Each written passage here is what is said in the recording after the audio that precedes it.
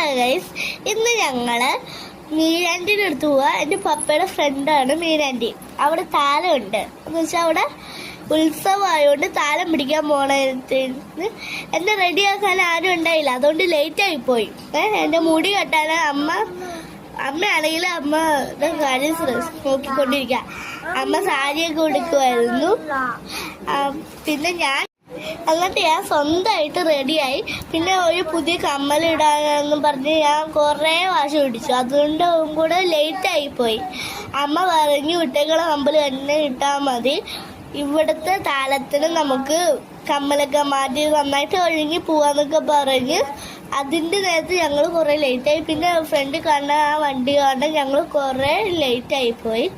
ആ വണ്ടി പോകാനായിട്ട് കുറേ നോക്കി. അപ്പോഴേക്കും കണ്ണൻ കിടന്നുറങ്ങി. ഞാൻ പിടിച്ചപ്പോഴേക്കും അവൻ എണീറ്റ്. എന്താ കണ്ണൻ ഉറങ്ങിയപ്പോഴേക്കും പിന്നെ ഞങ്ങൾ ഈ രസമായിരുന്നു. ഞങ്ങൾ ആദ്യം കണ്ടു തുടങ്ങിയത് നല്ല രസമാണ്. പിന്നെ ലാസ്റ്റ് തീയൊക്കെ കത്തിച്ചിട്ടുണ്ടായിരുന്നു. അത് കണ്ട ലൈറ്റൊക്കെ ഓഫ് ചെയ്തു. നല്ല രസമായിരുന്നു. പിന്നെ ലച്ചു ചേച്ചിയുടെ ഡാൻസ് വരെ ഉണ്ടായി.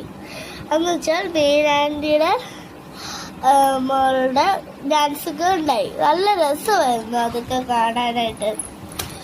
പിന്നെ അവിടെ കുറെ അമ്പലം ഉണ്ടായി. ഞങ്ങൾ എത്തിയപ്പോഴേക്കും കാലൊക്കെ അമ്പലത്തിൽ കയറി കഴിഞ്ഞത് കണ്ടോ. ഇങ്ങനത്തെ തീയൊക്കെ വെച്ച് ഡാൻസ് കളിച്ച് ഈ വർഷത്തെ ഒരു കുഞ്ഞുവാവ കളിക്കണുണ്ടോ. അവിടെയുള്ളതാണ് ലച്ചു ചേച്ചി.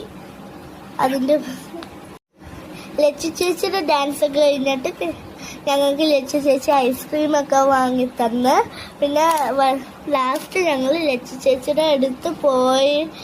അവിടെ മീരാൻറ്റിയുടെ വീട്ടിൽ പോയപ്പോഴേക്കും പോണ നേരത്ത് നല്ല പാടങ്ങളാണ്, നല്ല ഭംഗിയുണ്ടായി കാണാൻ.